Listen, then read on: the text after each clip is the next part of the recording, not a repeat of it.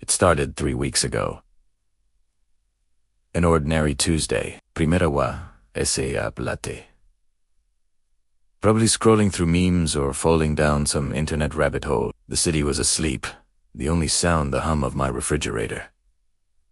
Then, at precisely 12 a.m., it happened. 2 sharp, distinct knocks on my front door. Knock. Knock. Knock. My heart jumped into my throat. Who could possibly be at my door at this hour? My apartment is on the 3rd floor, at the very end of a long, quiet hallway. No one just stops by. I crept to the peephole, my breath held tight in my chest. I looked out. Nothing. Just the dimly lit, empty corridor. The motion sensor light wasn't even on. I told myself it was nothing. The building is old, pipes grown, things settle. I went back to bed, my mind racing, but eventually I drifted off. The next night, I was determined to get some sleep. I turned off all my devices, put in earplugs, and buried myself under the covers. But it was no use. Some internal clock, now wired with anxiety, jolted me awake. I glanced at my phone. 4:11 a.m. My body went rigid. I waited, counting the seconds, and then, right on schedule, for 12 a.m. Knock, knock. Louder this time, more insistent. This time, I didn't hesitate. I leaped out of bed and rushed to the door, fumbling with the locks. I flung it open, ready to confront whoever was playing this sick game. The hallway was empty, silent. The motion sensor light flickered on as I stepped out, casting long shadows down the corridor. There was absolutely no one there. No footsteps receding, no elevator dinging. Just me, standing in my pajamas, my heart pounding like a drum against my ribs. This became my new reality, every single night. At 4:11, I'd wake up, a knot of dread tightening in my stomach. At 4:12, the 2 knocks would come. I tried everything. I set up my phone to record, but all it picked up was my own frantic breathing, and then, inexplicably, silence right when the knocks should have been. It was like they existed only for me. I stopped sleeping. Dark circles formed under my eyes. My work suffered. My friends said I looked like a ghost. I complained to the building management. They looked at me like I was crazy. "We've had no other reports, sir. Maybe you're dreaming." They checked the security cameras in the lobby and the stairwells. Nothing. No one entered or left the building around that time. It was as if a ghost was visiting me. A very, very punctual ghost. I started to question my own sanity.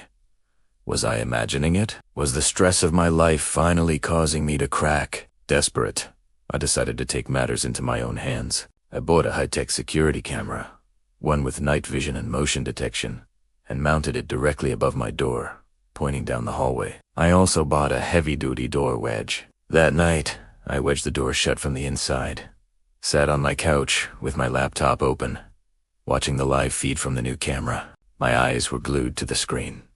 4:10. The grainy, black and white image of the empty hallway stared back at me. 4:11.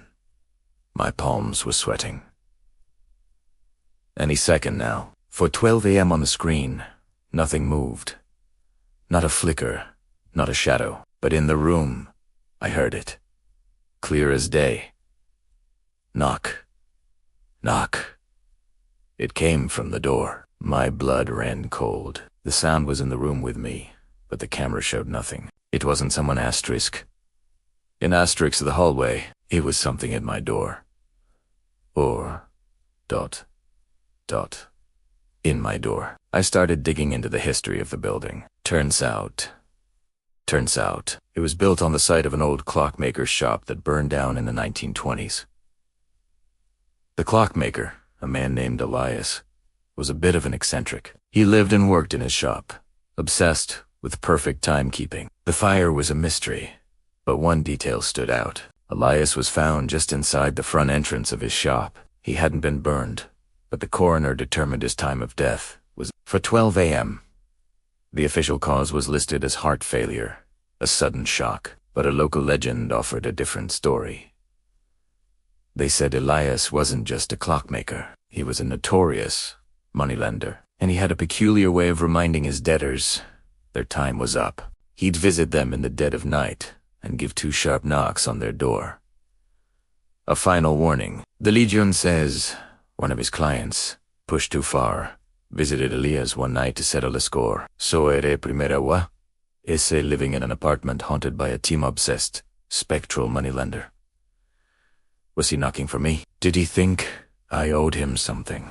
The thought was absurd, but after weeks of this torment, I was willing to try anything. I felt like I was losing my mind, and sleep deprivation is a powerful and dangerous thing. If you ever feel like you're struggling with severe anxiety or stress, please talk to someone. There are resources and people who can help you navigate those feelings. That evening, I did something I never thought I'd do. I wrote a note. It said, "I don't have what you're looking for. The debt is not mine. Please, find your peace." I taped it to the outside of my door. I also left a small, old-fashioned wind-up clock next to it, set to 4:12. It was a long shot, a desperate plea to the universe, or whatever was on the other side of my door. That night, for the first time in weeks, I didn't set an alarm or a camera. I was exhausted, resigned. I fell into a deep, dreamless sleep. I woke up slowly, peacefully, to the morning sun streaming through my window. I blinked, looking at my phone. It was 8:30 a.m. I had slept through the night. I rushed to the door. The note was still there. The small clock was still there. I opened the door. The hallway was bright with morning light. It was quiet. Truly quiet. The knocking never happened again. I don't have a rational explanation for it. Maybe my gesture of acknowledgement was enough. Maybe it was all just a product of my exhausted mind, and the act of writing the note was the psychological release I needed. I don't know for sure, but I know that sometimes the things we can't see or explain can affect us in very real ways. Thanks for sticking with my story. If you've ever had an experience you just can't explain, I'd love to hear about it in the comments. And if you enjoyed this, please hit that like button and subscribe for more stories. Stay curious and stay safe.